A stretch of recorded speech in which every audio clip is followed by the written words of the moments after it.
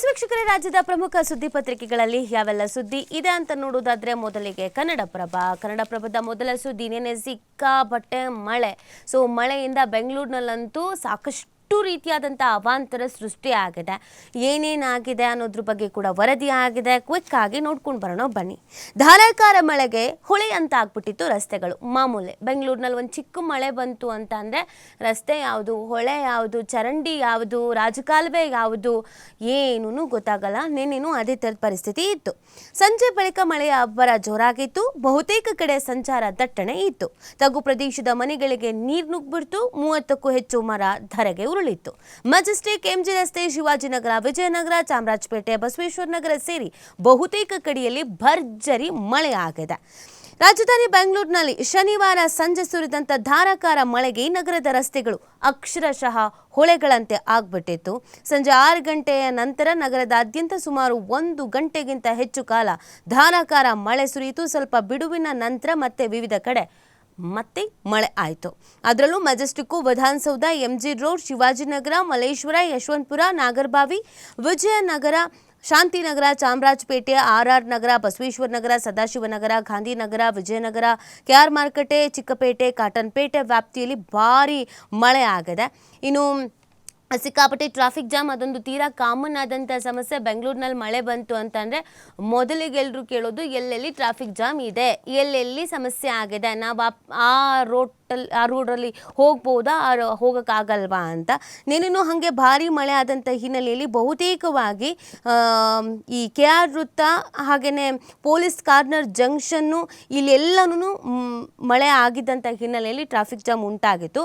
ಬನ್ನೇರುಘಟ್ಟ ರಸ್ತೆ, ರಾಮಮೂರ್ತಿ ನಗರ, ಹಾಗೆಯೇ tin factory, Madurai idli hotel, Koramangala, Domlur, flyover ಅನೇಕ ಕಡೆಯಲ್ಲಿ ಟ್ರಾಫಿಕ್ ಜಾಮ್ ಉಂಟಾಗಿತ್ತು. ಇನ್ನು ಏರ್ಪೋರ್ಟ್ ಕಡೆ ಅಂತೂ ಕೇಳಲೇಬೇಡಿ, ಹೆವಿ ಟ್ರಾಫಿಕ್ ಜಾಮ್ ಇತ್ತು, ಸಮಸ್ಯೆ ಆಗಿತ್ತು. ಎಲ್ಲೆಲ್ಲಿ ಎಷ್ಟೆಷ್ಟು ಮಳೆ ಆಗಿದೆ ಅಂತ ನಾವು ನೋಡೋದಾದರೆ 10 ಗಂಟೆ ಸುಮಾರಿಗೆ ನಗರದಲ್ಲಿ ಸರಾಸರಿ 2.2 ಸೆಂಟಿಮೀಟರ್ ಮಳೆ ಆಗಿದೆ.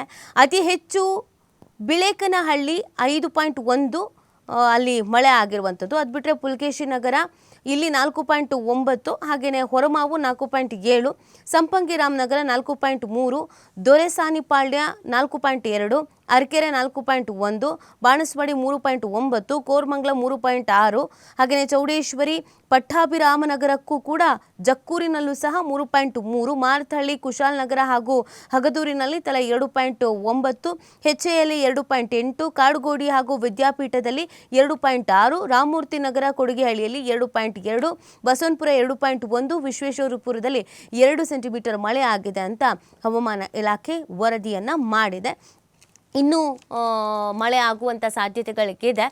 ಹಾಗಾಗಿ ಇವತ್ತು ನಾಳೆ ಎಲ್ಲ ಬಹುತೇಕ ಮಳೆ ಆಗುವಂಥ ಸಾಧ್ಯತೆ ಇದೆ. ಎಚ್ಚರಿಕೆಯಿಂದ ಇರಿ ಅನ್ನುವಂಥ ಸೂಚನೆಯನ್ನು ಹವಾಮಾನ ಇಲಾಖೆ ಹೇಳಿದೆ. ಇನ್ನೂ ಒಂದು ವಿಚಾರ, 15ಕ್ಕೂ ಹೆಚ್ಚು ಮರಗಳು ಧರೆಗೆ ಉರುಳಿರೋದು. ಒಂದಲ್ಲ ಎರಡಲ್ಲ, 15ಕ್ಕೂ ಹೆಚ್ಚು ಮರಗಳು. ಅಲ್ಲಿ ಎಲ್ಲೆಲ್ಲಿ ಹಾನಿ ಆಗಿದೆ ಅವುಗಳನ್ನೆಲ್ಲ ತೆರವು ಮಾಡುವಂಥ ಕೆಲಸ ಆಗಿದೆಯಾ ಏನು ಗೆತ್ತಾ, ಈ ಬಗ್ಗೆ ಮಾಹಿತಿ ಸಿಗಬೇಕಾಗಿದೆ. ನೋಡಿ, ಬೆಂಗಳೂರಿನಲ್ಲಿ ಟ್ರಾಫಿಕ್ ಜಾಮ್ ಸಮಸ್ಯೆ ಎಷ್ಟಿದೆಯೋ ಅದೇ ರೀತಿಯಾಗಿ ಈ ಮರಗಳು ಉರುಳುವಂಥದ್ದು ಕೂಡ ಹಾಗೇ ಇರುತ್ತೆ. ಕೆಲವರು ತಲೆ ಮೇಲೆ ಬಿದ್ದಿದ್ದು ಇದೆ, ಗಾಯ ಆಗಿದ್ದಿದೆ, ತೀರ ರೀತಿಯಾದಂಥ ಸಮಸ್ಯೆ ಆಗಿದ್ದಿದೆ. ಪ್ರತಿ ಬಾರಿಯೂ ಮಳೆಗಾಲಕ್ಕಿಂತ ಮುಂಚಿತವಾಗಿ BBMPಗೆ ಒಂದು ರಿಕ್ವೆಸ್ಟ್ ಅಂತೂ ಬೆಂಗಳೂರಿನಿಂದ ಹೋಗುತ್ತೆ ಜನರಿಂದ. ಏನಂತ ಅಂದರೆ, ಮರಗಳು ಬೀಳುತ್ತೆ ಅನ್ನುವಂಥ ಅಂದಾಜಿರುವಂಥದ್ದು ಏನಿದೆ, ತುಂಬ ಹಳೆ ಮರಗಳಿದ್ದಾವೆ ಅಥವಾ ತುಂಬ ಬಾಗಿರುವಂಥ ಕೊಂಬೆಗಳಿರುವಂಥ ಮರಗಳಿದೆ, ಅದನ್ನೆಲ್ಲ ತೆರವು ಮಾಡುವಂಥ ಕೆಲಸವನ್ನು ಮಾಡಿ ಅಂತ ಪ್ರತಿ ಮಳೆಗಾಲಕ್ಕಿಂತ ಮುಂಚೆ ರಿಕ್ವೆಸ್ಟ್ ಆಗುತ್ತೆ. ಬಟ್ ಅದು ಎಷ್ಟರ ಮಟ್ಟಿಗೆ ಕೆಲಸ ಕಾರ್ಯ ಪ್ರಾರಂಭ ಮಾಡ್ತಾರೋ ಗೊತ್ತಿಲ್ಲ. ನೋಡಿ, ಇನ್ನೂ ಮಳೆಗಾಲ ಪ್ರಾರಂಭ ಆಗಿಲ್ಲ, ಇದು ಜಸ್ಟ್ ಶುರುವಾಗಿದೆ ಅಷ್ಟೇ. ಅಕಾಲಿಕ ಮಳೆ ಅಂತ ಇದನ್ನು ಕರಿತಾ ಇದ್ದೀವಿ. ಇನ್ನೇನು ಮುಂದಿನ ತಿಂಗಳಿಂದ, ಈ ತಿಂಗಳು ಎಂಡಿಂದ ಮಳೆಗಾಲ ಪ್ರಾರಂಭ ಆಗತ್ತೆ. ಈಗಲೇ ಇಷ್ಟೆಲ್ಲ ಅವಾಂತರ ಸೃಷ್ಟಿಯಾಗಿದೆ. ಸ್ವಲ್ಪ ಸಮಯ ಇದೆ. ಈ ಸಮಯದಲ್ಲಾದರೂ BBMP ಎಚ್ಚೆತ್ಕೊಳ್ತು ಅಂತಂದರೆ ಬಹಳ ಒಳ್ಳೆಯದು. ಇಲ್ಲ ಅಂತ ಅಂದರೆ ಸಾಕಷ್ಟು ಸಮಸ್ಯೆಗಳನ್ನು ಎದುರಿಸಬೇಕಾಗತ್ತೆ. ನೋಡಿ, ಜಸ್ಟು ಒಂದು ಮಳೆಗಾಲನೇ ಅಲ್ಲ, ಒಂದು ಮಳೆಗೇನೆ ಈ ಥರದ್ದು ಪರಿಸ್ಥಿತಿ. ಕೆಲವು ಬಸ್ ಸ್ಟ್ಯಾಂಡ್ಗಳೆಲ್ಲ ಮುಳುಗಡೆ ಆದಂಗೆ ಆಗಿದೆ, ಕೆಲವು ತಗ್ಗು ಪ್ರದೇಶಗಳಿಗೆ ನೀರು ನುಗ್ಗಿದೆ, ಮನೆಗಳಿಗೆ ನೀರು ನುಗ್ಗಿದೆ, ಮರಗಳು ಬಿದ್ದೋಗಿದೆ. ಒಂದು ಮಳೆಗೆ ಒಂದು ರಾತ್ರಿಯಲ್ಲಿ 15ಕ್ಕೂ ಹೆಚ್ಚು ಮರಗಳು ಬಿದ್ದೋಗುತ್ತೆ ಅಂತ ಅಂದರೆ, ಇನ್ನು ಮಳೆಗಾಲನೇ ಪ್ರಾರಂಭವಾಯಿತು, ನಿರಂತರವಾಗಿ ಮಳೆ ಸುರಿತಾ ಇದೆ ಅಂದರೆ ಇನ್ನು ಎಷ್ಟು ಅವಾಂತರ ಆಗತ್ತೆ ಅನ್ನೋದನ್ನು ನಾವು ಕೂಡ ಅಂದಾಜಿಸಬೇಕಾಗತ್ತೆ. ಹಾಗಾಗಿ ಎಚ್ಚೆತ್ಕೊಂಡು ಏನೇನು ಕೆಲಸ ಕಾರ್ಯಗಳಿದೆ ಅದನ್ನು ಮಾಡೋದು ಬೆಟರ್. ಇನ್ನು ಬಿದ್ದ ಮರ ರೆಂಬೆ ತೆರವುಗೊಳಿಸಿ ಅಂತ ತುಷಾರ್ ಅವರು ಹೇಳಿದಾರಂತೆ, ಅಧಿಕಾರಿಗಳಿಗೆ ತಾಕೀತು ಮಾಡಿದಾರಂತೆ. 209 ಪ್ರವಾಹ ಪೀಡಿತ ಸ್ಥಳಗಳಲ್ಲಿ ಪರಿಹಾರ ವರದಿಯನ್ನು ನೀಡಿ ಅನ್ನುವಂಥ ಸೂಚನೆಯನ್ನು ಕೂಡ ಕೊಡಲಾಗಿದೆಯಂತೆ. ವಿಪತ್ತು ನಿರ್ವಹಣೆಯ ಕೈಗೊಂಡಿರುವಂಥ ರಾಜಕಾಲುವೆ ಕಾಂಕ್ರೀಟೀಕರಣ ಕಾಮಗಾರಿಯನ್ನು ತ್ವರಿತಗತಿಯಾಗಿ ಪೂರ್ಣಗೊಳಿಸಬೇಕು ಅಂತ ಅಧಿಕಾರಿಗಳಿಗೆ ಈಗಾಗಲೇ ತುಷಾರ್ ಗಿರಿನಾಥ್ ಅವರು ಸೂಚಿಸಿದ್ದಾರೆ ಅನ್ನೋದು ಗೊತ್ತಾಗ್ತಾ ಇದೆ. BBMPಯ ಎಲ್ಲ ವಾರ್ಡ್ಗಳಲ್ಲಿ ಏನೇನು ಬಾಕಿ ಕೆಲಸಗಳಿದೆ ಅವುಗಳನ್ನೆಲ್ಲ ಮುಗಿಸ್ಕೊಂಡು ಬಿಡಿ ಅಂತ ಅವರು ಹೇಳಿದ್ದಾರೆ ಅನ್ನೋದು ಗೊತ್ತಾಗ್ತಾ ಇದೆ.